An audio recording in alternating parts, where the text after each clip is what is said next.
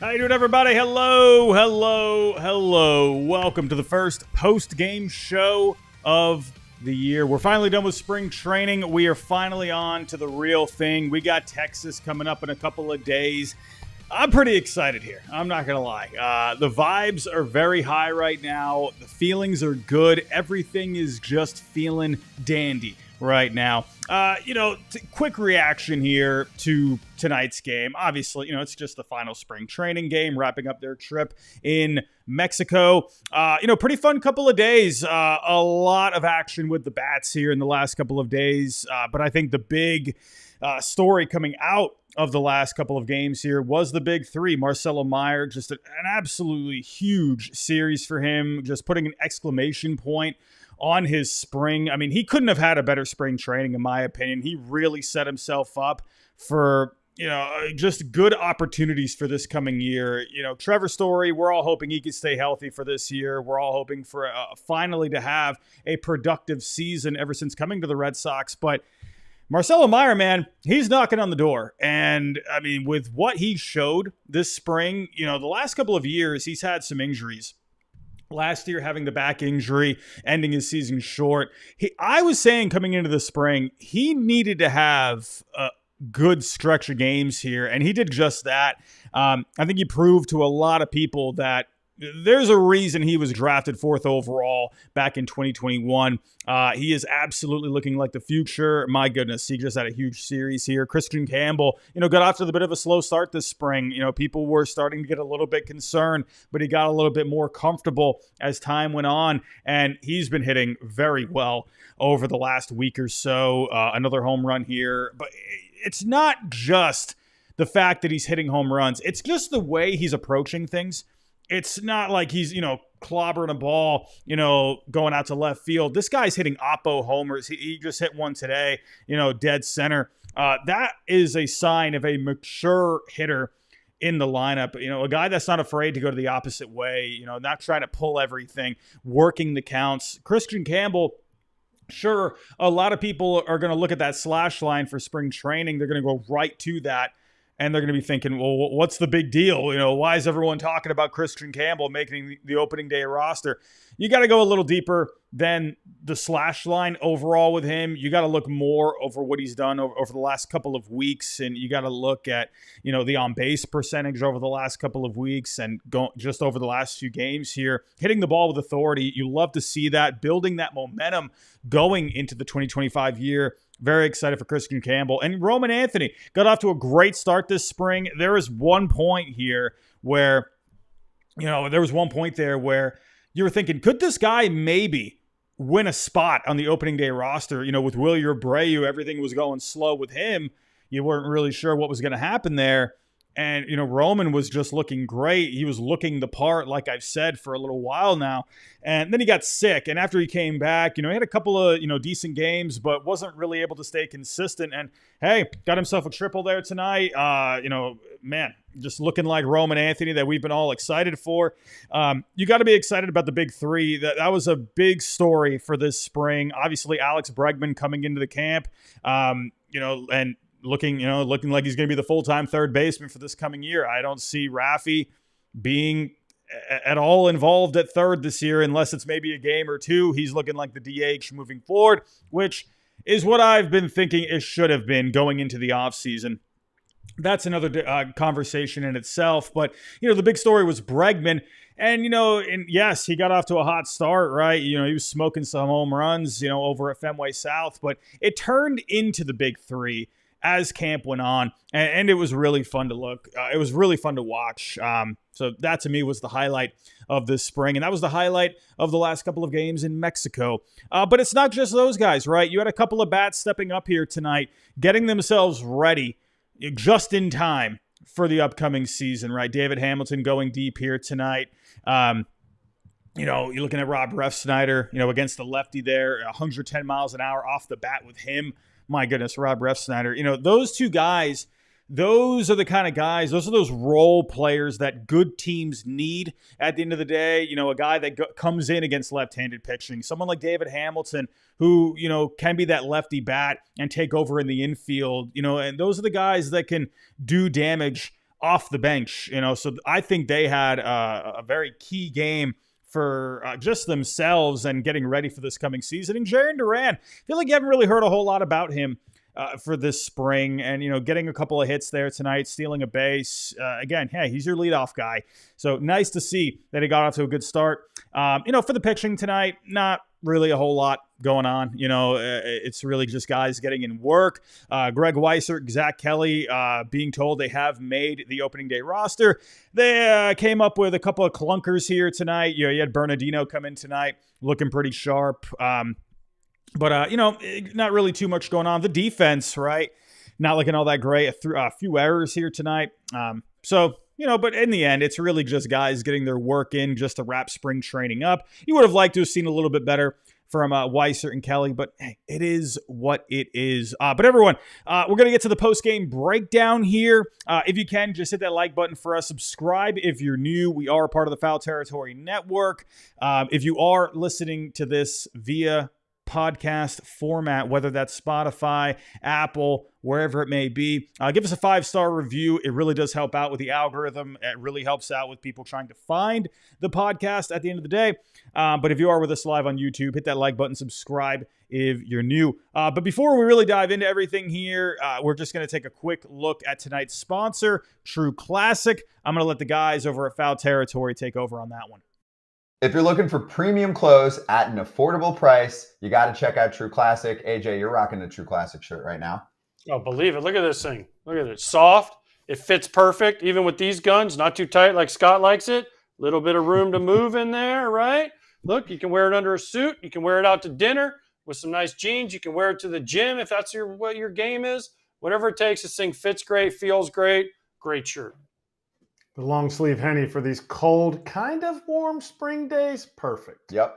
Build the perfect outfit in 5 minutes or less. Everything goes great together. Free shipping on all orders. It's designed to bring out your best features with the perfect fit. So, FT fam, whether you're bundling up for the cold or getting ready for spring, level up your style with clothes that actually fit right. Go to our exclusive link, trueclassic.com/foul to save. That's trueclassic.com/FOUL. Shop now and elevate your wardrobe today. FT fam, get after it. All right. I'm telling you right now, True Classic, I've been using True Classic for a few years now.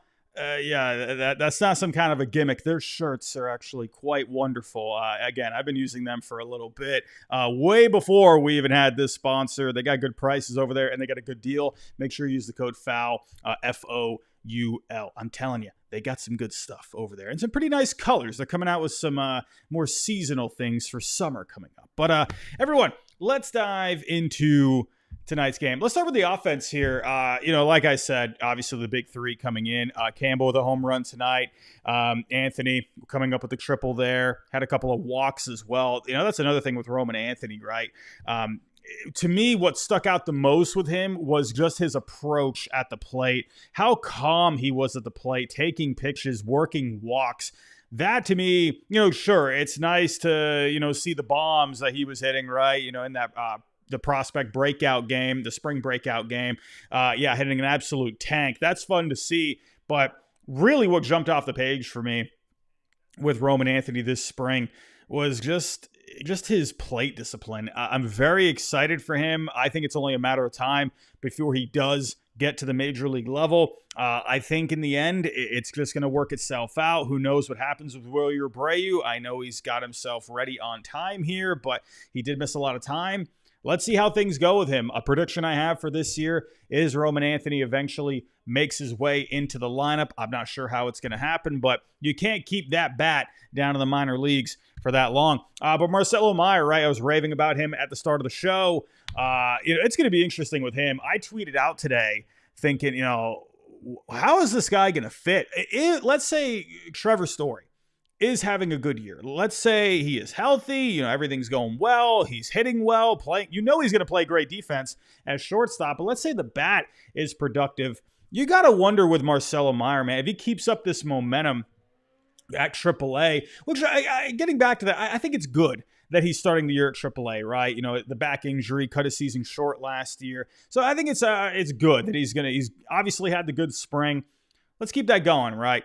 And then when the time is right, we'll see him. But I'm just wondering, how is that going to happen? Again, if Story is playing well, along with Christian Campbell, I think that's a big thing too to pay attention, right? But let's say both those guys are, doing well. Well, what happens there? Could you see a scenario where maybe you could put Christian Campbell out in left field? Seti goes more to a utility role. Duran will take over in center, and then you got Willier out in right. So it's going to be interesting to see. I think only, time will tell. Things are going to work themselves out. I know that's kind of a boring answer, but it's Marcelo Meyer, I think, is a very intriguing guy to pay attention to this year. Very excited to see what ends up happening there. But like I said at the beginning of the show, also, David Hamilton. This guy had a great spring. If we were to actually go take a look here at the numbers with David Hamilton this spring, I think he low-key had himself, a pretty underrated spring training, right? Taking a look at the numbers here. I mean, these numbers that I'm showing you on the screen, they're not counting what he did tonight, but hitting 260 overall, a 373 on base. Again, I love seeing a good on base percentage like that, right? Just showing, this guy, right? He's going to work those walks. He's going to take those pictures. He's going to work the counts. At an 813 OPS overall, had a couple homers, and then adding on his third here tonight, and then 9 stolen bases. What a great spring for David Hamilton. You got to love what he did.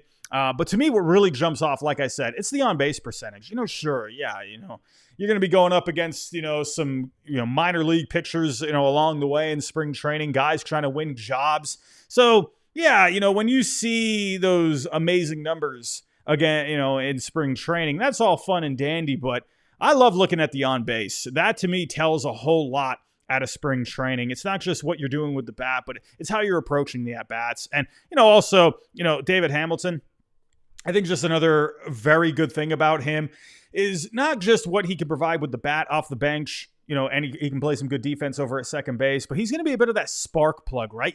He showed that last year. This guy, stepped into the lineup and he really got hot there for a little while, and it was almost like he was putting the Red Sox on his back at one point. That's the kind of guy he is. He's the spark plug kind of a guy. Very excited to see what he can do this year. I feel like he'll end up being one of the unsung heroes of the Red Sox this year.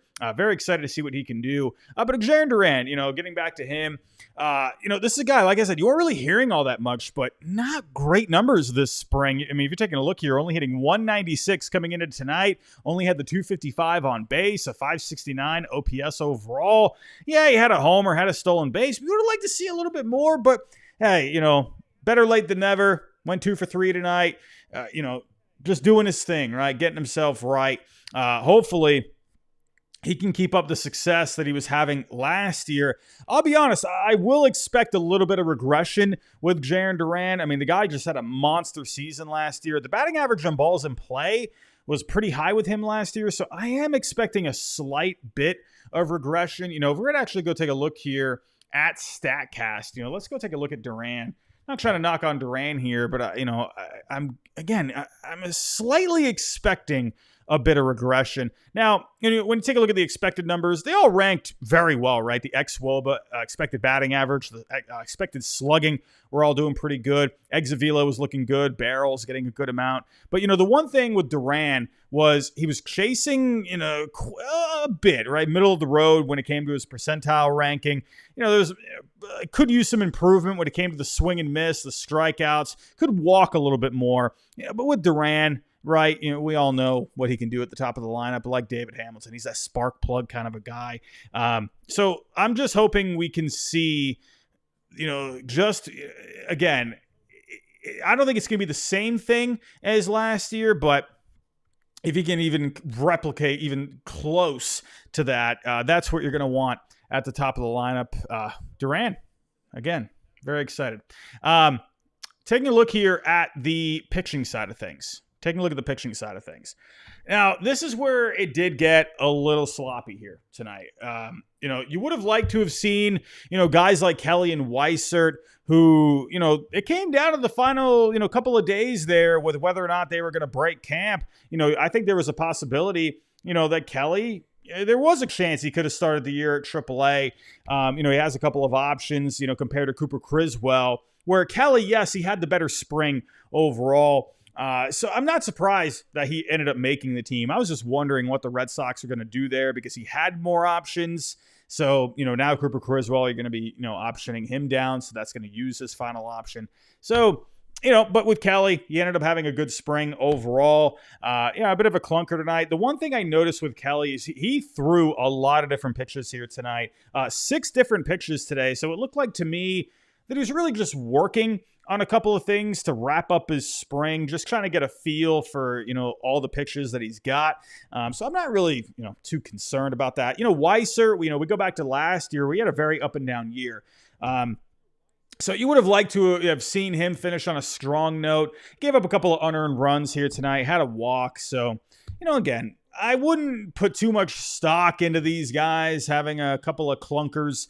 I think it's fine, just getting their work in. You also got to remember, they're in Mexico, the altitude there, the balls are going to be jumping off the bat a little bit. So not really too concerned. They're going to be going to Texas now, and you got the roof there. So, yeah, anyway.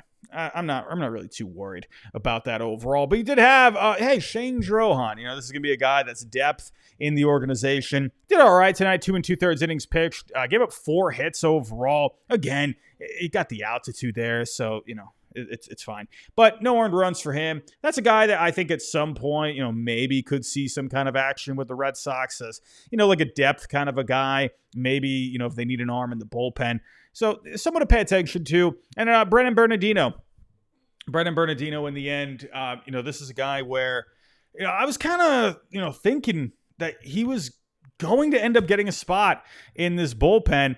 But, to me, I think it's better to have the 3 lefties, right? You got Chapman in the closer role. You brought in Justin Wilson. So I think it's good to have Brennan Bernardino in the bullpen moving forward. I think it's good to just have that little bit more flexibility when it comes to the lefties in the bullpen. So overall, I think the bullpen is looking pretty strong. As of right now, it's Chapman as the closer. Hendricks and Slayton are going to be the setup guys. You got Whitlock, Weissert, Wilson, and Bernardino in the mix when it comes to relief middle relief. And then you got Zach Kelly probably going to be in that longer relief kind of role. I think the bullpen is very interesting for this year. I think this is the one part of the team to really pay attention to.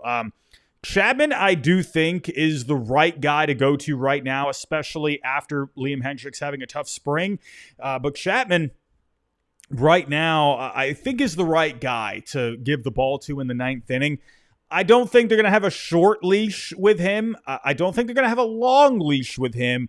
I think that, if he ends up blowing a couple of saves, along the way, I think they're still going to stick with him. But if he ends up blowing like if he starts getting into that 3 to 4 range, then, over the first couple of months, then I think that's when they're going to make a move. Who knows? Maybe even after a couple, maybe they end up making a switch. We'll see. But if he ends up blowing a save, don't blow your gasket. Don't, start, thinking, oh my goodness, the Red Sox, we're cooked for this year. No, it's okay. Chapman, I think when it comes to just the stuff, the velo that he has and the experience, I think he's the right guy to go to in this spot. Let Hendricks keep working through some things.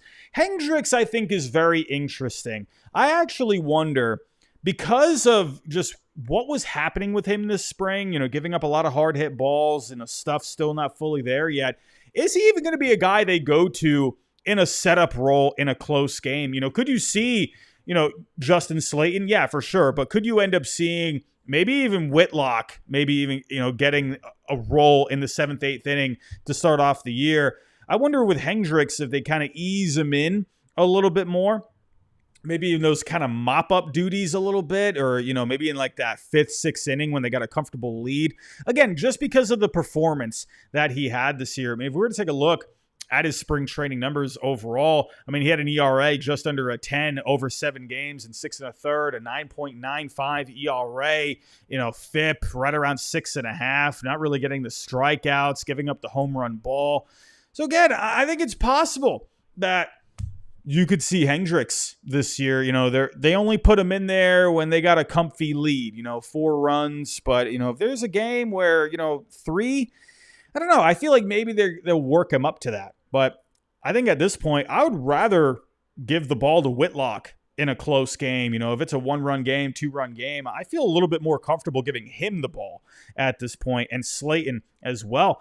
We'll see how they manage this, but this is something to pay attention to with the Red Sox this year. One of my predictions for the Red Sox is they do eventually acquire someone for this bullpen. I think someone like Ryan Helsley could make a lot of sense. Maybe even someone like Robert Suarez from the Padres, I think could make some sense. So that's a prediction that I have. I think the Red Sox end up bolstering this bullpen, but it looks like that's all set, ready to go. But overall, not really looking too much into the pitching for tonight. Taking a look here at the upcoming series, enough of spring training. I think we've all had enough of spring training, right? It was fun to, see the big 3, to see Bregman, right? Of course, that's all fun and dandy, but we got to get to the real games here. This is kind of what we've been waiting for. The time is now. It's been a long time coming here. It was a fun off season, fun spring training, but this is where it starts to count. It's going to be an awesome matchup on Thursday. I'm very excited for this. Garrett Crochet making his Red Sox debut, his official Red Sox debut. Spring training doesn't count. Going up against a former friend, former hero for the Red Sox, Nathan Eovaldi. Come on. Does it get better than this? Goodness gracious. Nathan Eovaldi, I think, absolutely deserves the opening day nod for the Rangers. Remember, he was a free agent this past offseason, and glad to see that he went back to the Rangers. But this is going to be a fun one. For Crochet, this guy had a monster spring. My goodness, even adding a sinker this spring, with the cutter that he has, the slider that he has, my goodness, the explosive 4-seam fastball that he has. I think he's going to win the Cy Young this year. I'm not even trying to be biased. I really do think, just from a performance point of view, the fact that he added in a sinker, this guy's nasty. And I think he's really going to set the tone here for the Red Sox. But hey, don't sleep on the Rangers here. I think a lot of people are kind of sleeping on Texas. Listen, in my predictions over on my main channel, I had the Red Sox and the Rangers in the American League Championship Series.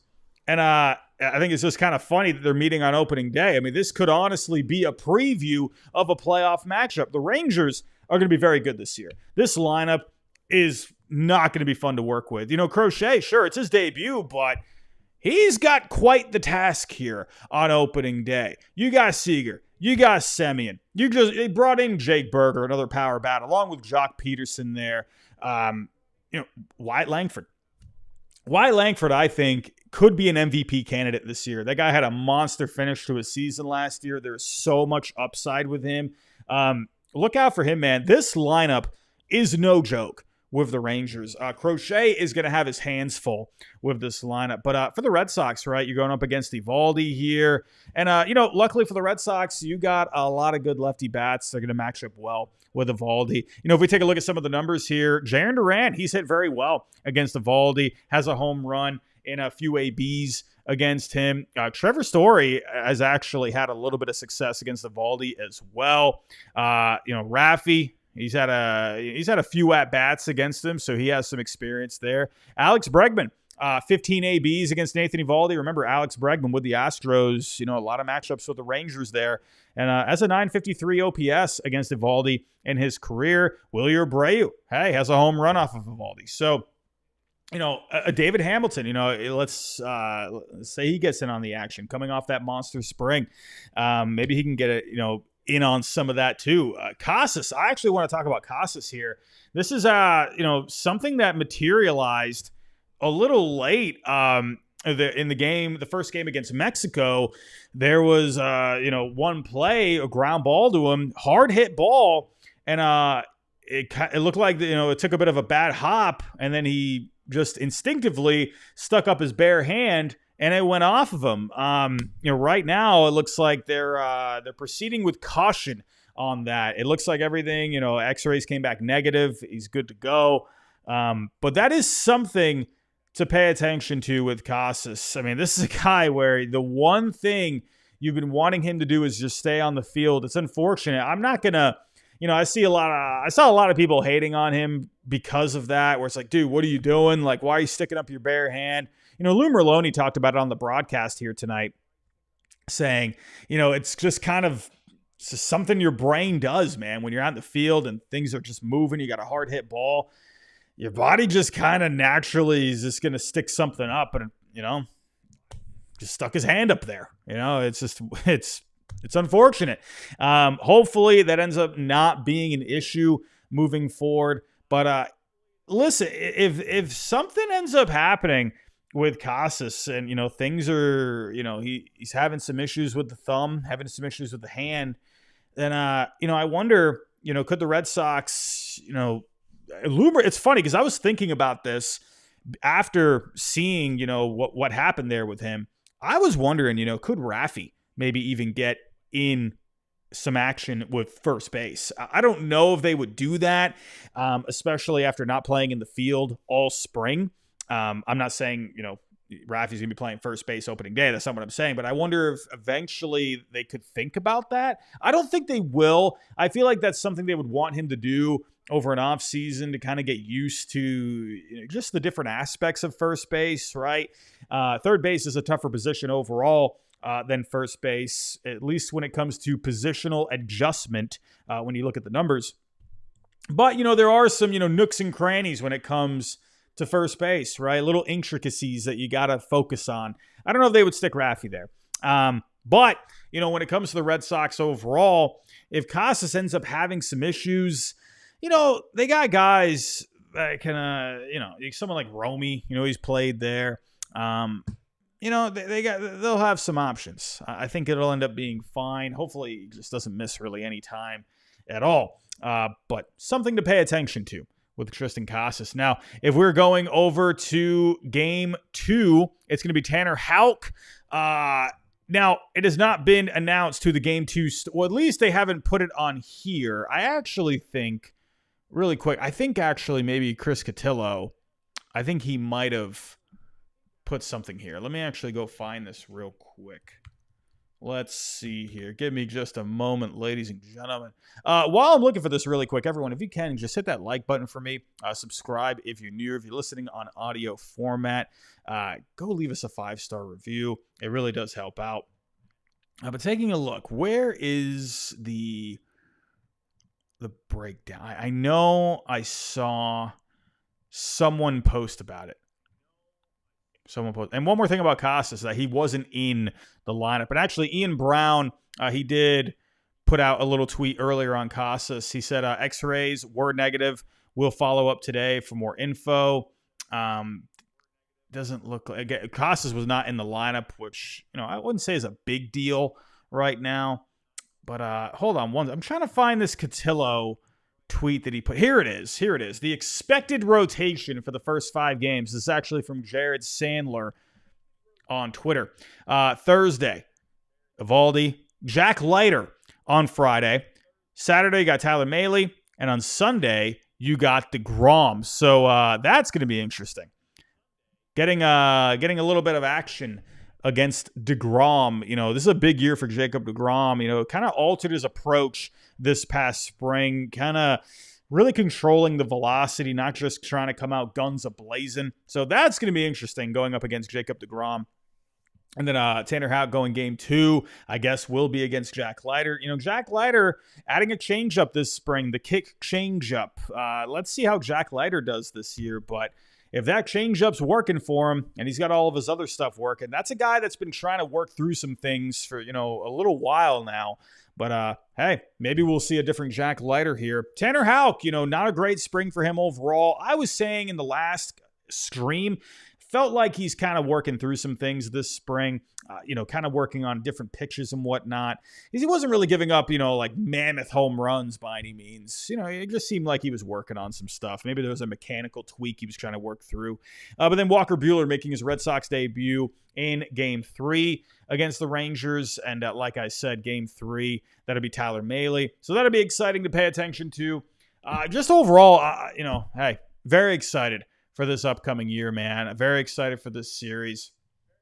Man, I just can't wait to see Crochet making his debut. And it's just ironic that it's against former Red Sox hero and Nathan Eovaldi. Red Sox have World Series aspirations here. Feels like, first time since 2021, right? Even going into 2021, you weren't sure what the Red Sox are going to be that year, but Nathan Eovaldi was pitching for the Red Sox in that series against the Astros, right? So it's kind of just ironic. Good storytelling there, but excited to see, man. Richard Fitz, he's going to get the start game 4. I forgot to mention that. Great spring for Richard Fitz, man. Really increasing the velo, improving the stuff, working on the pitch mix this past spring. He looked absolutely fantastic. If we're actually take a look at Richard Fitz, taking a look at the numbers, 5 games, 2.45 ERA, 14 Ks over 14 and 2/3 innings pitched. He just looked like a different guy. I think this is an under radar guy to pay attention to this year.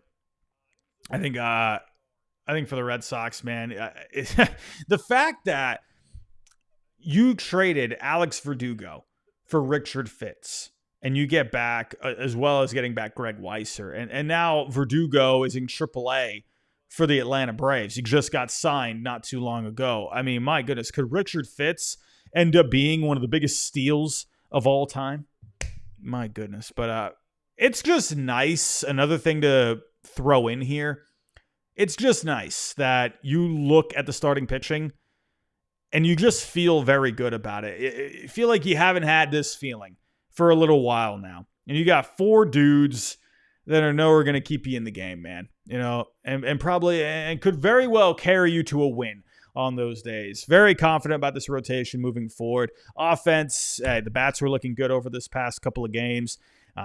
Vibes are very good right now, ladies and gentlemen. I cannot wait. We're going to be doing post-game shows after every single game this year. I can't wait. I'm excited for it. I know you're all very excited for it. Thursday, we will be live immediately after the game.